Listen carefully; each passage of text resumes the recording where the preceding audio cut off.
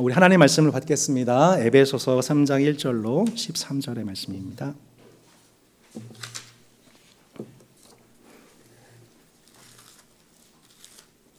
에베소서 3장 1절로 13절.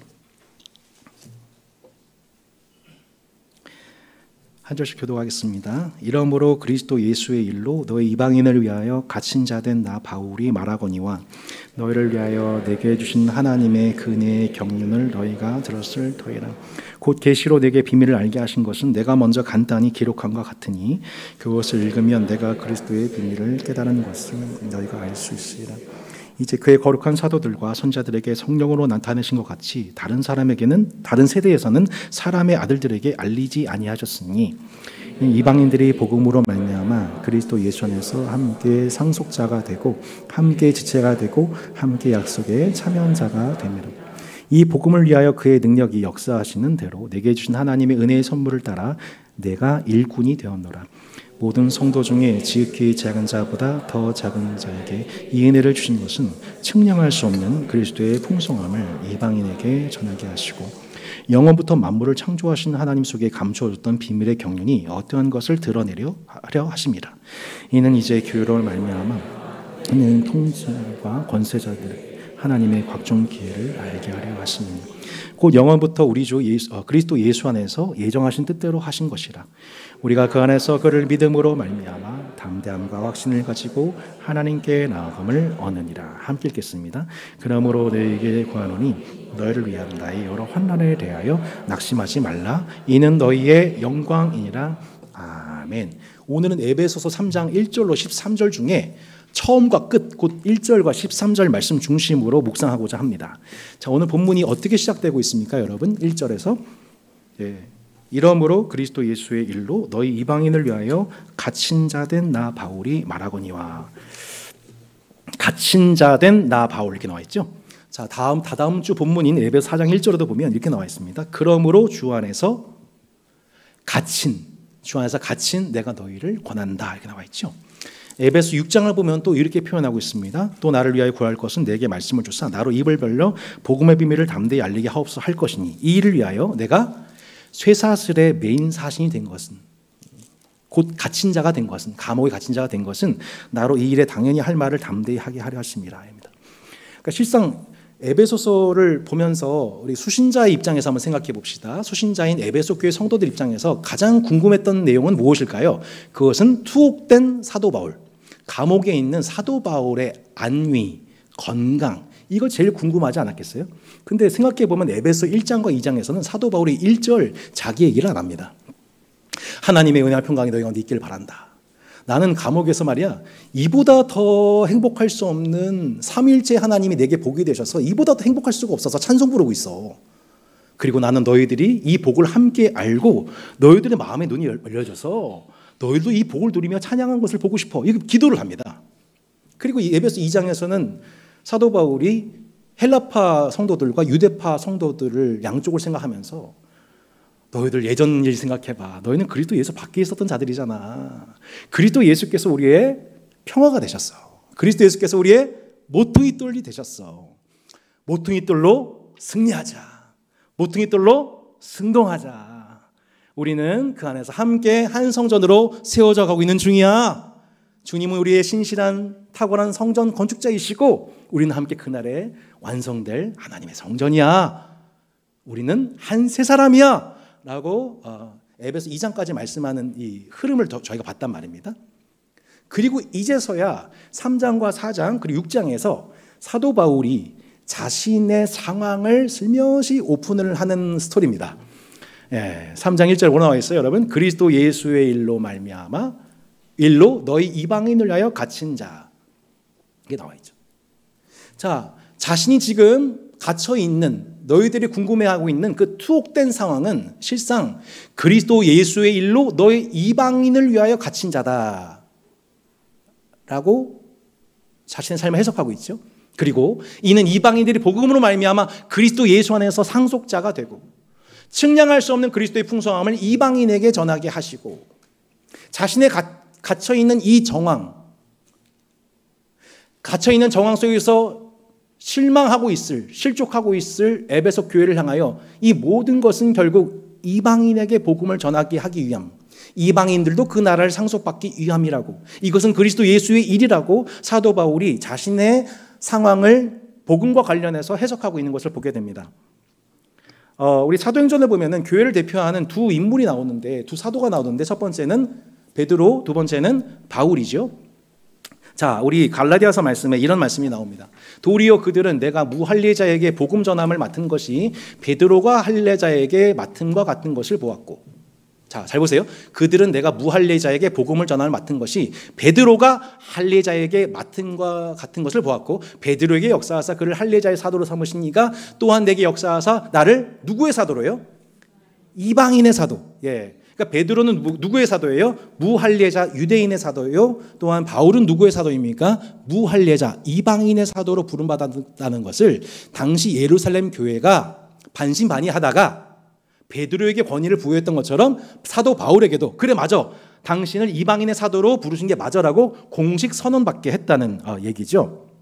물론 베드로 또한 고넬료, 이방인 고넬료에게 세례를 베풀었고, 그리고 이방인들도 세례를 받는다는 것을 예루살렘 교회에 공식 보고하는 역할까지는 했지만, 어디까지나 그것은 유대인들로 하여금 이방인들에게 마음을 열 수 있도록 하는 것이 베드로의 역할이었지, 본격적으로 이방인에게 복음을 전하는 역할은 누구의 역할이었어요? 바울의 역할이었죠. 그렇게 사도행전 1장 1절로 1장부터 12장까지는 무할례자의 사도 베드로 이야기, 13장부터 28장까지는 무할례자의 사도인 사도 바울의 이야기, 그 두 사도 중심으로 쓰여진 사도행전 통해 복음이 땅끝까지 증거되게 된 사도행전을 말씀하고 있었던 것이죠. 그러나 그렇게 바울을 이방인의 사도로 부르신 것은 사람의 뜻으로 난 것이 아니었고, 사도 바울이 자원해서 된 것이 아닙니다. 여러분, 사도 바울을 이방인의 사도로 부르신 것은 하나님이십니다. 자, 이렇게 말씀하십니다. 가라, 이 사람은 내 이름을 이방인과 임금들과 이스라엘 자손들에게 전하기 위하여 택한 나의 그릇이라. 그가 내 이름을 위하여 얼마나 고난을 받아야 할 것을 내가 그에게 보이리라. 자, 내 이름을 누구요? 이방인에게 전하기 위해서 택한 그릇, 이방인의 사도가 바로 바울이었던 것입니다. 근데 이방인을 위한 사도하면 얼마나 말이 멋있어요. 저만 멋있나요? 되게 멋있잖아요. 근데 부름받은 이후에 그가 얼마나 고난을 많이 받았는지 모릅니다. 우선 그는 사도라고는 애초부터 인정받을 수가 없었던 사람이었어요. 왜 그렇죠? 초대교회를 핍박한 사람이었거든요. 인정받던 집사인 스데반을 돌로 쳐 죽이는데 장본인이 된 사람이에요. 유대교 핵심 인싸. 근데 이 스데반을 죽이고 다메섹의 그리스도인들을 또 죽이려고 했던 도중에 하늘의 주님이 그에게 나타나신 거죠. 사울아 사울아 어찌해서 나를 핍박하느냐? 나는 내가 박해한 예수라. 내가 박해했던 것이 스데반이 아니라 그 스데반이 한 몸을 이루고 있는 주님의 몸이었구나. 그리고 그 머리가 예수님이시구나. 이걸 사도 바울이 깨닫게 되는 그 순간 그의 눈에 비닐 같은 것이 벗겨지게 되었고, 기존의 구약에 대한 그 모든 말씀들에 관한 새로운 눈이 열려지게 된 거죠. 그래서 구약의 그 모든 예언이 예수님을 향하고 있다는 것을 알게 됐고, 이제 예수님을 통해서 그 모든 나머지 예언들, 곧 이방인들에게 복음이 증거되어야 한다는 그것을 사도 바울이 깨닫고, 나를 그 일에 이방인의 사도로 부르셨구나, 이걸 깨닫게 된 과정이었던 거죠. 그래서 사도 바울이, 오늘 말이 되게 빠르죠. 네, 설교문이 좀 많아가지고 빨리 합니다. 제가 오늘 예배 끝나고 급한 일이 있는 게 아닙니다, 여러분. 네. 주께서 이같이 우리에게 명하시되, 같이 읽을까요? 내가 너를 이방의 빛으로 삼아 너로 땅끝까지 구원하게 하리라 하셨느니라 하니, 이방인들이 듣고 기뻐하여 하나님 말씀을 찬송하며 영생을 주시기로 작정된 자는 다 믿더라. 아멘. 그러니까 할례자의 사도 베드로와 달리 무할례자의 사도였던 바울은 혈통은 똑같이 유대인이었지만 그는 로마 시민권자였고 헬라의 언어와 문화에 능통한 자였기 때문에 근동과 유럽에 흩어져 있는 로마인, 헬라인, 그리고 심지어 유대인, 디아스포라 유대인들에게 예수 그리스도의 복음을 증언할 뿐만 아니라 로마인, 헬라인, 유대인이 함께 연합되어 있는 그 교회가 예수 그리스도 안에서 한 세 사람인 것을 가르칠 수 있는 사람, 누구였어요? 사도 바울이었던 거예요. 베드로가 아니라 사도 바울이 그 일에 타고난 은사와 재능을 받았던 사람이었던 거죠.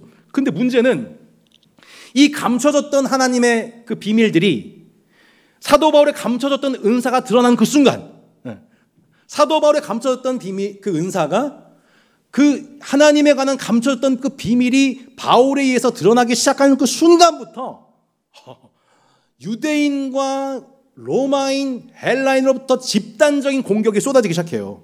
그래서 바울이 당도한 도시마다 유대인 회당으로 가서 복음을 전하는데 그 유대인 회당에서 보수주의자들이 사도 바울에 대해서 반대하기 시작하고 심지어는 유럽 곳곳을 순회하는 사도 바울을 쫓아다니는 사도 바울 킬러단이 조직이 되기도 하고 이 바울의 사역하면은 그냥 아침부터 밤까지 그 바울을 어떻게 멈추게 할 것인가에 목숨 건 사람들이 일어나기 시작한 거죠. 그러니까 실제 사도 바울이 여러 번 죽을 위기를 겪게 되는 겁니다. 그 사건의 정점에 있는 사건이 뭐냐면 사도행전 21장의 사건이에요. 사도 바울이 당시 그 초대교회 수장인 야고보라는 사람이 있는데 이 야고보와 더불어서 교회의 어떤 중요한 논의를 하기 위해서 예루살렘으로 들어가게 되었습니다. 근데 당시 할례주의자들이 야 사도 바울 너희 전통 너무 무시하는 거 아니야? 절기 예배 지켜야지. 그 사도 바울을 수긍하고 같이 예배를 드리던 도중이었었어요. 근데 그 성전에 있는 사도 바울의 모습을 보고서 당시 유대주의자들이 한 가지 거짓 뉴스를 퍼뜨려서 유대인들을 선동합니다. 옛날에 사도 바울이 드로비모라고 하는 헬라파 이방인이 있었는데 이 사람을 데리고 예루살렘에 온 적이 있었다. 근데 이번에는 아예 드로비모를 데리고 성전에 들어갔대. 유대인만 들어갈 수 있는 그 성전에 헬라인을 데리고 들어갔대 라고 하는 카더라, 거짓 뉴스를 퍼뜨린 거예요. 그게 SNS에서 삽시간에 딱 퍼지면서 막 200만 뷰 뜨면서 막 사도 바울 죽여라, 사도 바울 예루살렘 성전 막 이렇게 딱 뜨면서 사람들이 몰려와가지고 사도 바울을 성전에 끄져내가지고 막 때리기 시작한 거죠. 사도 바울이 거기 죽기 직전에 로마의 소식을 들은 로마 천부장, 백부장 군사들이 와서 뜯어말립니다. 결국엔 사도 바울이 사도행전 21장부터 27장까지 무슨 일을 당하게 되냐면 유대 공의회, 로마의 총독들 계속 만나면서 자기가 어떻게 예수님 만나게 되었는지 자신이 복음을 전하는 과정 속에서 어떻게 무죄한 자인지를 계속 설명합니다. 그러다가 결국 무죄한 사도 바울이 사도행전 28장에서 어디로 끌려가게 되냐면 로마로 끌려가게 되는 거예요. 사도행전 28장 그 결론이에요. 복음 전하다가 로마 감옥에 갇혔다. 가택 연금 당하게 되었다. 그 가택 연금당은 AD 60년 후 62년에 사도 바울이 67년에 순교를 당합니다. 62년에 감옥에서 쓴 세 가지 편지가 바로 에베소서, 골로새서, 빌립보서 세 권의 편지였던 것이죠. 그런데 그 에베소 교회를 생각하면서 나는 감옥에 있지만 이런 자유를 누리고 있고 이런 찬송을 부르고 있고 너희들도 이 복음을 알기를 원하고 너희들 가운데 한 새삼 되게 하신 예수님의 복음을 알기 원한다라고 하는 이 복음을 가르쳐줘야 되는 상황 속에서 사도 바울이 이 교회로부터 좀 시험을 당하게 됩니다. 제가 이번 주에 해석하게 된 부분이 바로 에베소서 3장 13절인데요. 교회로부터 자신이 애지중지 3년 동안 복음을 전해서 개척해서 성장한 이 에베소 교회로부터 자신의 감옥에 갇히게 된 상황에 대한 그들의 피드백을 두기골 통해서 알게 된 거예요. 그러므로 너희에게 구하노니 너희를 위한 나의 여러 환난에 대하여 뭐하지 말라? 낙심하지 말라. 이는 너희의 영광이라. 자, 이 구절 관련해서 많은 성경학자들이 주목하는 게 뭐냐면 왜 에베소 교회 성도들이 사도 바울로 인해서 낙심했을까? 물론 낙심한 건 너무 당연하죠. 자신들에게 복음을 가르쳤던 교사가 복음을 전하다가 결국 무죄함에도 불구하고 감옥에 갇히게 되기 때문에 낙심했다라고 볼 수도 있지만 또 하나의 맥락이 있습니다. 그것은 당시 여기 보면은 너희라고 하죠. 너희. 에베소서에서 너희는 누구예요? 헬라파 출신 그리스도인들이에요. 우리라고 할 때는 유대인들이 연합된 교회지만 너희 할 때는 헬라파들이에요. 헬라권에 있는 헬라 문화권에 있는 성도들에게 갖고 있는 그 문화적 특징이 뭐냐면 이들에게는 명예, 수치 문화가 있어요. 이들에게 있어서 가장 생명처럼 소중히 여기는 게 뭐냐면 명예예요. 명예. 그러니까 플라톤, 아리스토텔레스. 이게 자기가 선호하는 이 멘토들의 명예. 근데 그 멘토들의 명예가 금이 가게 되면 어떻게 되는 거예요? 다른 멘토 찾아가는 거죠. 근데 사도 바울이 지금 어디 가게 됐어요? 죄수가 됐단 말이에요. 죄수가 됐단 말이에요. 우리가 믿고 따랐던 멘토가 죄수가 되었다. 이거는 헬라권 사람들에게서는 너무나도 수치스러운 일이라는 거예요. 문화적으로 사도 바울에 대해서 갑자기 마음이 정남이가 뚝 떨어진 일이에요. 그러니까 우리는 바로 이 지점에서 사도 바울이 감옥에서 겪었던 여러 가지 내적인 고민 중에서 가장 큰 시험 중에 하나가 바로 서운함이었다는 것을 발견하게 되는 거예요. 지금 바울이 누구의 일로 지금 여기까지 온 거예요? 이방인들이에요.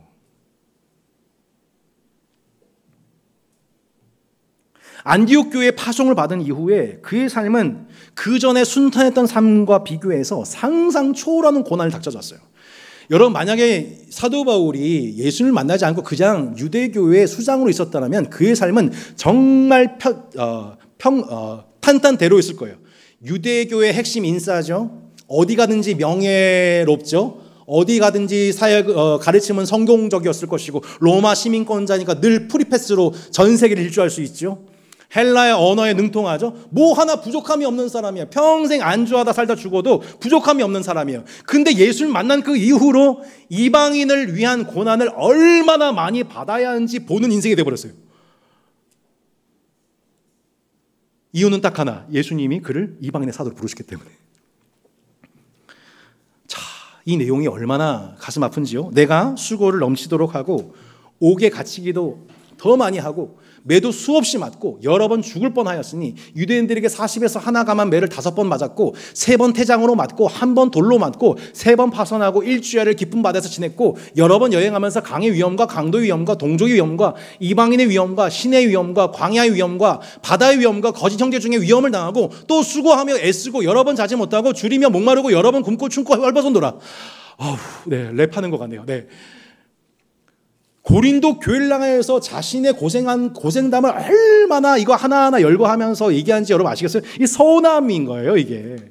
그의 사도권을 이해하지 못하는 그 교회에 대한 서운함이 막 묻어 있는 거죠. 나중에 처음 가서 확인해 보세요. 제 해석이 맞는지. 사도 바울이 증거한 예수님의 복음은 유대인들이나 헬라인들이나 차별 없이 모두 우리는 예수님 안에서 다 한 세 사람이야, 한 인류야, 한 민족이야, 한 가족이야, 이걸 선언했습니다.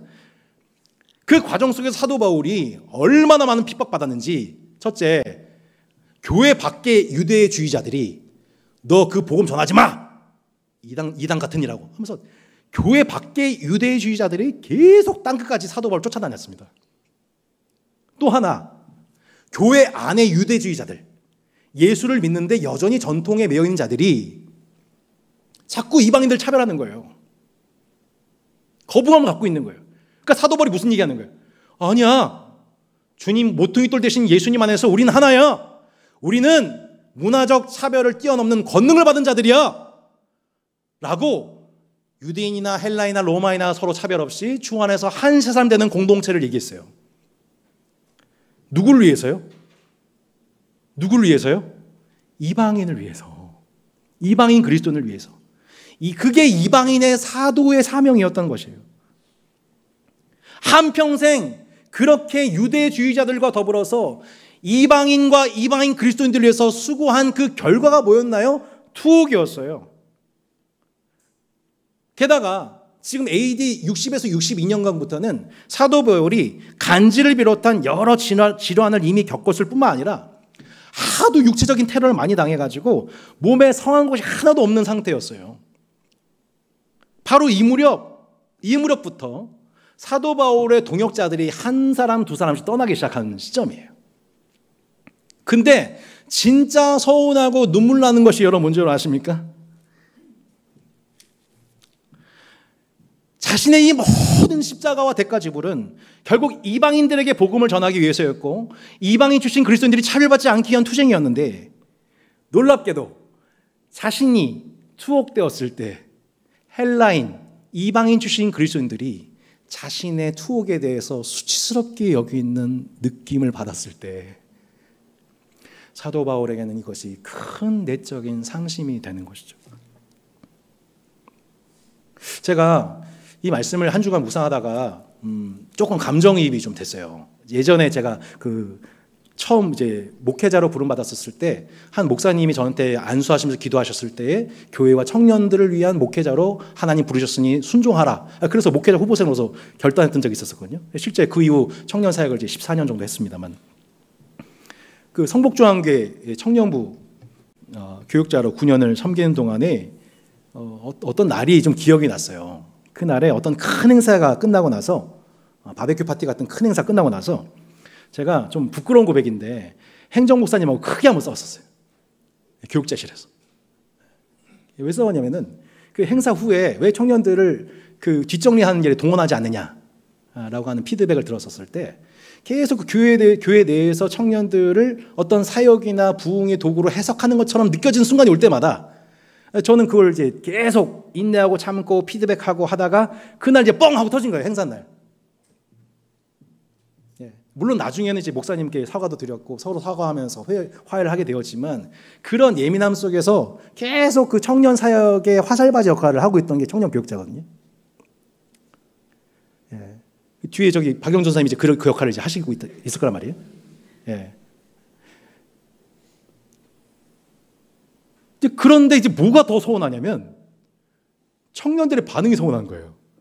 그날따라 저한테 되게 또 아쉬운 소리를 이렇게 하는 게 목사님이 우리한테 해준 게 뭐냐고 뭐 이런 식으로 하는 거예요. 우리 청년을 겪고 있는 어려움들이 이렇게 있는데 목사님이 더 역할 잘해주셔야 되는 거 아니에요? 또 때마침 그런 얘기들이 막 피드백 막 들어오는 거예요. 그러니까 그날 마음이 막 무너져 내리는 거죠. 예. 아니 내가 지금 누구 때문에 지금 내가 이게 오늘 무슨 일이 있었는지 하면서 막 와우 막 이렇게 막 ENFP 막 이렇게 막 불같이 막 이렇게 올라오면서 막 그 서운함을 청년들한테 막 얘기를 하고 싶은데 뭐 얘기할 수도 없고 막 받아줄 사람도 없고 막 그냥 뚜껑 열릴 것 같은 상황 속에서 막 낙심이 오는 거죠. 서운한 거죠. You know what I'm saying? 느끼시세요, 여러분? 여러분도 이 감정 느껴보셨어요? 막 감사해요. 너무 고마워요. 곳곳에서 지금 많은 이렇게 팬클럽 같은 분들이 이렇게 막 이렇게 힘내라고 막 이렇게 하고 있어요. 예. 정작 내가 지금 이런 이유는 내가 지금 이 모양 이 꼴인 이유가 바로 당신 때문인데 그걸 몰라주는 그 당신을 경험할 때 여러분 오해하지 마시고 배우자를 말하는 게 아닙니다. 이렇게 뭐 여러 부류가 있어요. 이게 뭐 배우자가 될 수도 있고 자녀 그놈들 자녀들 지금 엄마 아빠가 이것 때문에 고생하고 있는데 꼭 그때마다 뭐 다른 집 엄마 아빠는 뭐 이걸 해주는데 뭐 막 내가 막 그러면은 막 진짜 비공개적인 언어로 하고 싶단 말이에요. 이따 말씀드릴게요 따로. 이 그 서운함, 섭섭증. 여러분 저 사도 바울이 감옥에서 무지 섭섭했을 거라고 생각합니다.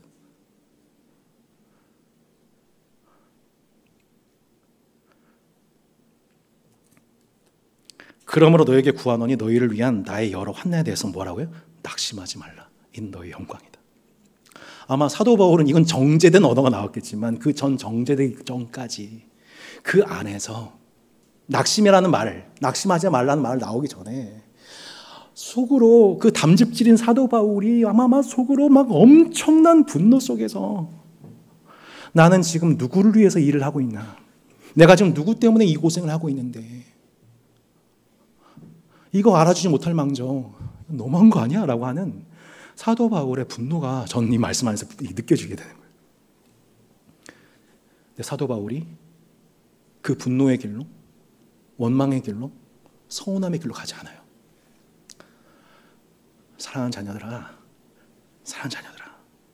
너희를 위한 나의 여러 환난에 대해서 낙심하지 마. 너희 영광이야, 영광. 수치스럽게 여기지 말아라. 이건 영광이다. 여러분 십자가는 수치입니까? 영광입니까?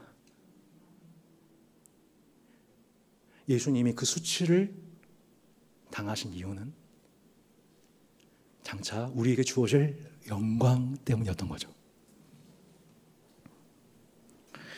이 헬라인들의 그 명예 문화가 사도 바울의 감정을 정타했어요. 마음이 무너지는 거예요. 서운해 죽겠는 거예요. 미치겠는 거죠. 근데 그 문화적 차이를 이해하고 사도 바울에게 임한 성령의 권능이 그 생각을 사로잡아, 그 감정을 사로잡아, 자, 그것을 잠잠케 하고 이렇게 말씀을 요약한 거죠. 너를 위한 나의 여러 환난에 대해서 수치스럽게 여기지 말아라. 낙심하지 말아라. 이거는 영광이다. 여러분, 우리의 감정이 아니라 하나님의 말씀이 우리를 다스릴 수 있기를 바랍니다. 골로새서에서도 이 말씀, 이런 비슷한 맥락이 나와요. 나는 이제 너희를 위하여 받는 괴로움을 기뻐하고 그리스도의 남은 고난을 그의 모든 교회를 위하여 채우노라. 내가 교회의 일꾼 된 것은 하나님이 너희를 위하여 내게 주신 직분을 따라 하나님의 말씀을 이루려 함이니라. 이 비밀은 만세와 만대로부터 감추어졌던 것인데 이제는 그의 성도들에게 나타났고 하나님이 그들로 하여금 이 비밀의 영광이 이방인 가운데 얼마나 풍성한지를 알게 하려 하심이라. 이 비밀은 너희 안에 계신 그리스도시니 곧 영광의 소망이니라. 바울은 자신이 이방인의 사도이기 때문에 받는 고난을 그리스도의 남은 고난이라고 표현했습니다. 남은 고난이 뭡니까? 이미 예수님이 우리를 위해서 모든 고난을 다 당하셨는데 무슨 고난이 남아 있습니까? 근데 예수님이 뭐라고 말씀하셨어요? 사울아, 사울아, 어찌하여 나를 핍박하느냐? 여러분, 바울이 언제 예수님을 핍박했습니까? 스데반을 돌로 쳐 죽인 순간이었죠. 그것은 스데반을 친 것이 아니라 스데반이 함께 그 몸을 구성하고 있는 머리 대신 예수님의 몸을 친 사건이었습니다. 그래서 결국 스데반은 그리스도의 남은 고난에 동참한 자였고, 또한 이제는 예수님 안에 사도 바울이 거하게 되면서 사도 바울은 그 전에는 당하지 않아도 되는 고난, 곧 그리스도의 남은 고난, 그 교회를 향한 박해를 통해 그 그리스도의 남은 고난에 참여한 자가 된 것입니다. 그건 개인적 고난이라고 하잖아요. 그리스도의 고난이에요. 이제는 예수님과 우리가 한 몸이기 때문에 예수님을 대적하는 세상의 공격을 함께 감내하는 존재가 되어버린 겁니다. 그러나 여러분, 억울해하지 마십시오.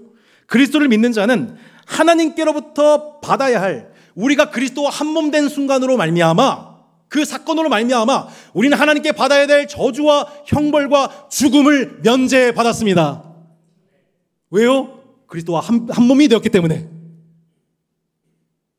그죠? 동시에 우리가 그리스도와 한 몸이 되었기 때문에 내 옆에 있는 배우자가 어떤 운명을 당하든지 간에, 어떤 형편이 있든지 간에 그와 한 몸이 되었기 때문에 슬프든지 기쁘든지 좋든지 싫든지 함께 하시겠습니까? 라고 할 때 여기 계신 많은 분들이 뭐라고 했어요? 네! 다시 한번요. 네! 갑자기 웃음이 안 나죠, 여러분? 여러분 다 그렇게 한 운명이라고, 한 몸이라고 고백하셨잖아요. 마찬가지로 우리가 예수 그리스도와 함께 죽고 예수 그리스도와 함께 사는 한 운명이 되었지요. 인생에는 여러 고난이 찾아옵니다. 국가나 집단의 불의로 인한 고난이 옵니다. 예상치 못한 자연재해나 질병과 이런 해석이 불가한, 죽을 때까지 해석이 안 되는 고난도 있어요. 해석하려니까 힘든 거고 하나님이 왜곡되죠. 해석이 안 돼요. 영광의 날에 보게 될 것입니다. 영광의 날에 알게 될 것입니다. 그러나 또 한 가지가 있는데, 그리스도의 한 몸인 신자이기에 받는 고난도 있어요. 내가 예수님과 한 몸이 되었기 때문에 받기 시작하는 고난도 있다고요. 이방인의 사도가 되었기 때문에 받는 고난이 있다고요. 어떤 고난이요? 생명을 위한 고난. 생명을 위한 고난. 또 하나의 옥중서신인 빌립보서에서 이방인의 사도 바울은 이렇게 말씀합니다.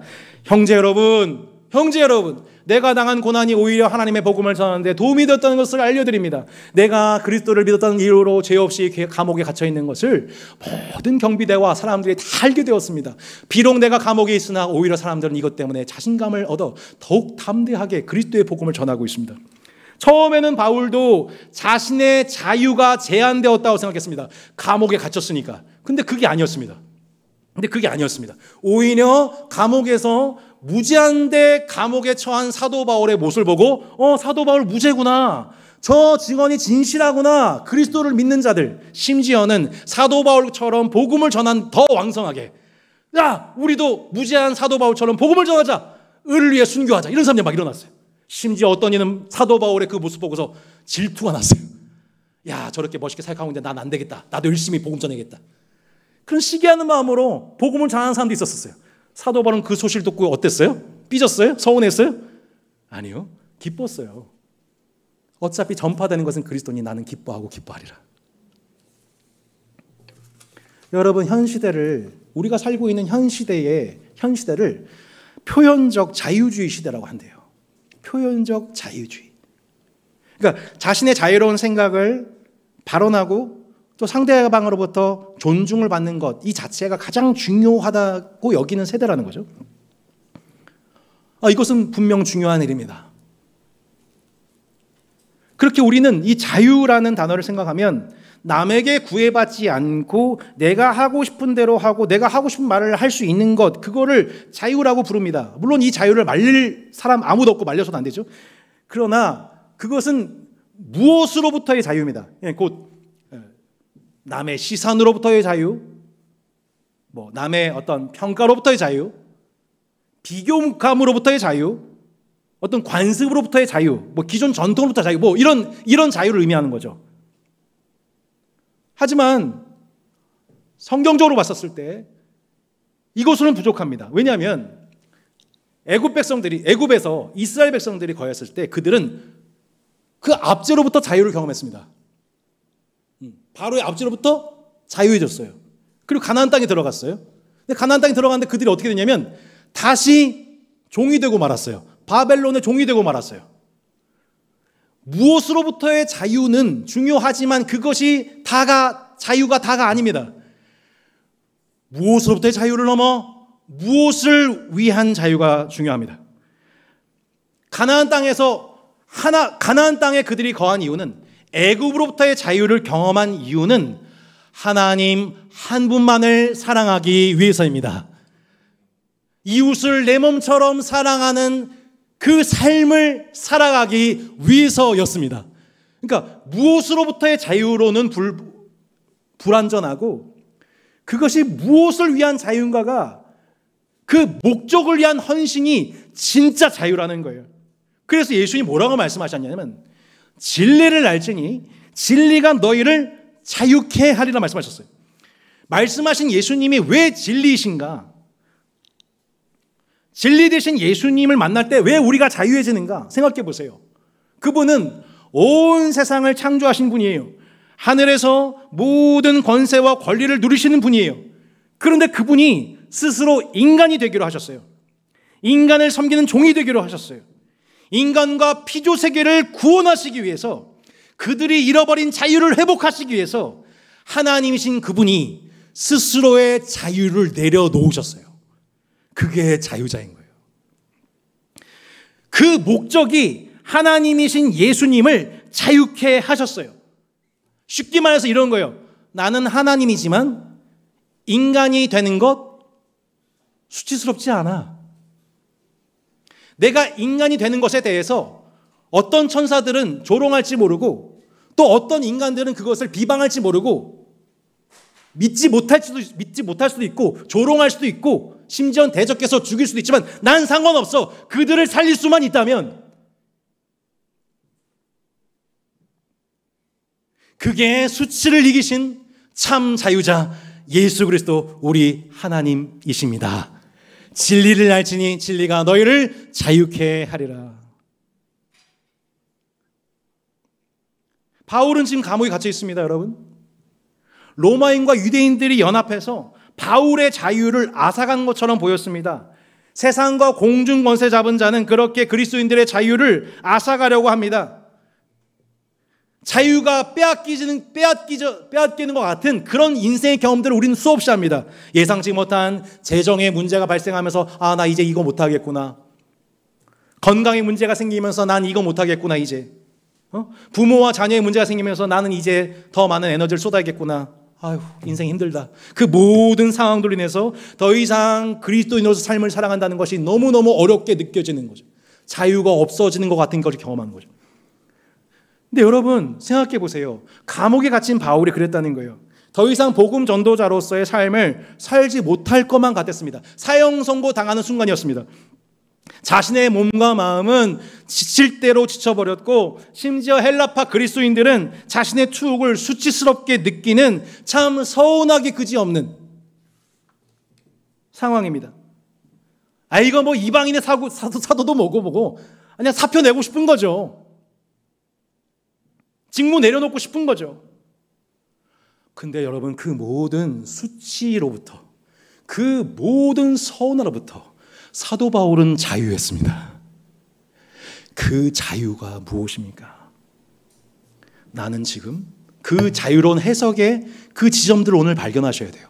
사도 바울은 뭐라고 말씀하고 있어요? 본문에 나는 지금 감옥에 갇힌 자가 아니라 주 안에 갇혀 있다. 네, 이거예요. 나는 지금 감옥에 갇혀 있는 게 아니야. 난 좀 주님 안에 있어. 나는 유대인들의 일로, 로마인들의 일로 지금 고소당해가지고 억울한 투옥 생활을 하고 있는 사람이 아니라 너희 이방인을 위해서 갇혀 있는 거야. 나는 지금 내일 하고 싶은 일인데 그 일 못하게 된 상황이 아니라 오히려 그리스도의 일을 하기 위해서 지금 하나님이 날 여기로 부르신 거야.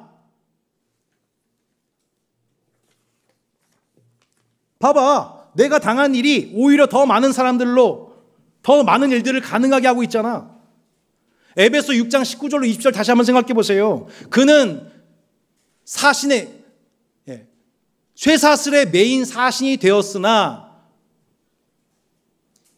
그 쇠사슬을 벗겨달라고 기도하는 게 아니라, 그것이 자신을 자유케 하는 것이 아니라 뭐라고요? 내가 이곳에서 담대히 해야 할 말을 하게 해달라고 기도해달라고. 난 이 일 때문에 여기 온 거라고. 여러분, 예수님이 이 땅에 오셨을 때에 그분이 당하신 서운함, 그분이 당하신 수치, 그분이 당하신 십자가의 그 부끄러움을 생각해 보십시오. 그러나 그분은 부끄러움을 개의치 아니하시더니, 그 수치를 개의치 아니하시더니 마침내 하나님 보좌 우편에 오르지 않으셨습니까? 마찬가지로 우리 삶 속에서 그렇게 우리를 낙심시키고 우리로 하여금 그 복음의 비밀을 발견하지 못한 채 우리의 내면과 사고의 감옥에, 내 감정의 감옥, 내 생각의 감옥에 갇혀 만들게 하는 그것, 여러분, 오늘 예수 그리스도의 복음 안에서 예수 그리스도께서 사도 바울에게 허락하신 그 복음의 사고방식 안에서 여러분의 사고와 여러분의 느끼는 감정, 내 눈앞에 보이는 상황으로부터 여러분 끄집어내시고 자유케 하시는 은혜를 경험하시기를 주 예수 이름으로 축원합니다. 축원합니다. 진리를 알지 진리가 너희를 자유케 하리라. 주의 영이 계신 곳에는 자유함이 있습니다. 감옥에서 풀려나는 것이 자유가 아니라 내가 바로 이 상황에서 복음을 전하는 기회를 활용할 수 있다는 것이 자유인 거죠. 내가 원하는 삶을 사는 것이 아니라 하나님이 나를 통해 이루고자 하시는 그 일이 이루어지기를 기뻐하는 것이 자유인 것이죠. 내가 원하는 상황이 연출되는 것이 아니라, 아마 우리 인생에서 한 번도 이런 상황이 오지 않을 거예요. 내가 원하는 대로의 상황은 한 번도 연출되지 않지만 하나님이 그분의 일을 하시기에 가장 확실한 연출을 하실 줄로 믿습니다. 그걸 기뻐하는 게 뭐예요? 자유인 거예요. 자유. 어떤 상황에서도 우리는 그리스도 안에 있습니다. 그러므로 어떠한 상황에서도 우리는 자유자일 수 있습니다.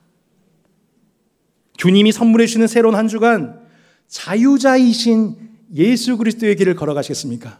아니면 서운함과 수치스러움의 그 감정과 그 느낌과 생각의 감옥 속에서 사시겠습니까? 자유자 바울처럼 기뻐하는 주일이 되시기를 축복합니다. 주변의 동역자들에게 낙심하지 말 것을 권면하시기를 바랍니다.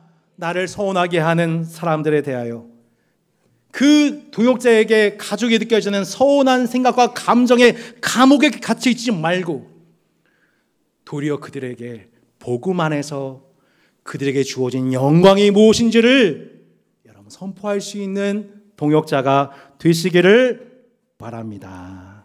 그리스도인만이 누릴 수 있는 이 사고의 자유,